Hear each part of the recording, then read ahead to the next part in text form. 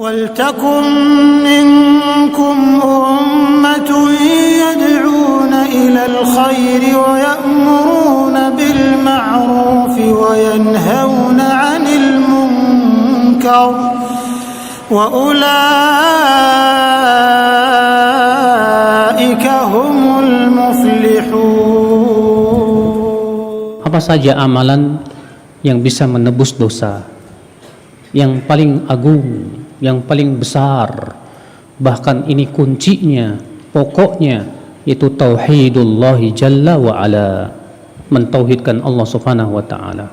Disebutkan dalam hadis riwayat Tirmidzi bahwasanya Allah ta'ala berfirman dalam hadis qudsi, Allah berfirman, ya ibna Adam, innaka law ataitani biqarabil ardi khataya thumma laqitani la tusyrik bihi syai'a la ataituka biqurabihil maghfirah.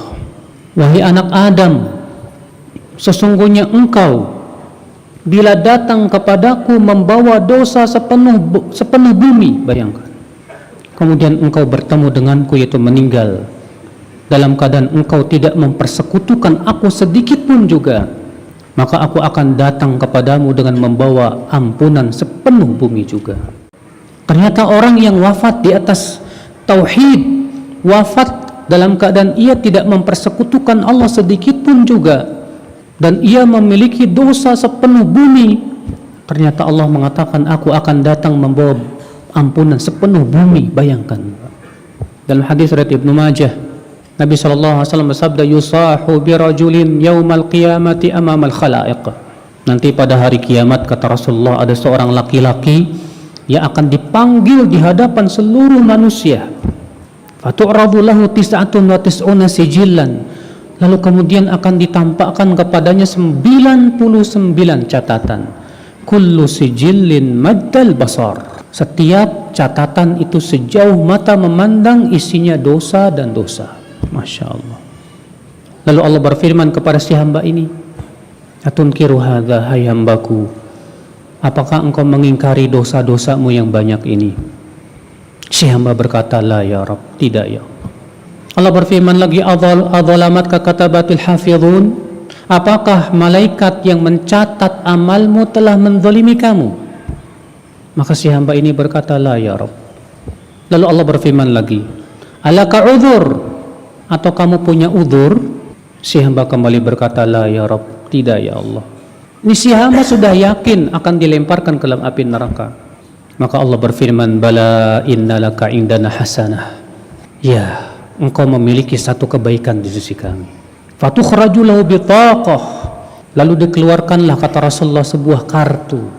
Kartu itu bertuliskan asyhadu an la ilaha illallah.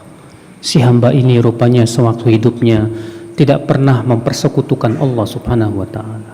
Si hamba ini berkata, ya Rabb, ma'adil bithaqa binisbati litilka sijillat. Ya Rabb, apa hebatnya satu kartu yang kecil ini dibandingkan 99 catatan, setiap catatannya sejauh mata memandang. Allah berfirman, innaka la tudzam, kamu tidak akan dizalimi. Lalu dibawakanlah timbangan, disimpan 99 catatan itu dalam satu neraca, dan satu kartu yang bertuliskan asyhadu an la ilaha illallah disimpan dalam neraca yang satunya lagi. Apa yang terjadi, Pak? Fatashatis sijillat, 99 catatan itu menjadi ringan. Wasaqulatil bitaqah, dan kartu la ilaha illallah itu menjadi berat. Maka Allah pun mengampuni dosa-dosa dia. Luar biasa. Maka dari itulah kata para ulama, semakin sempurna tauhid seorang hamba, semakin mampu ia menghancurkan dosa. Tapi semakin kurang sempurna tauhid seorang hamba, semakin ia lemah untuk menghancurkan dosa-dosa. Maka ya akhi, a'azani Allah wa iyyakum, adanya orang-orang yang mentauhidkan Allah yang dimasukkan oleh Allah ke dalam api neraka. Kenapa? Karena kelemahan tauhid mereka, sehingga tauhid itu tidak mampu untuk menggugurkan dosa-dosa, sehingga harus digugurkan dosanya dengan api neraka. Na'udzubillah, sallallahu alaihi wal afiyah. Akhal Islam, a'azani Allah wa iyyakum. Maka dari itu ya akhi, Ini penebus dosa yang pertama. Bahkan ini yang paling agung. Bahkan ini kuncinya. Ini pokoknya. Pelajari baik masalah tauhid. Karena luar biasa pahala tauhid di sisi Allah Subhanahu wa taala.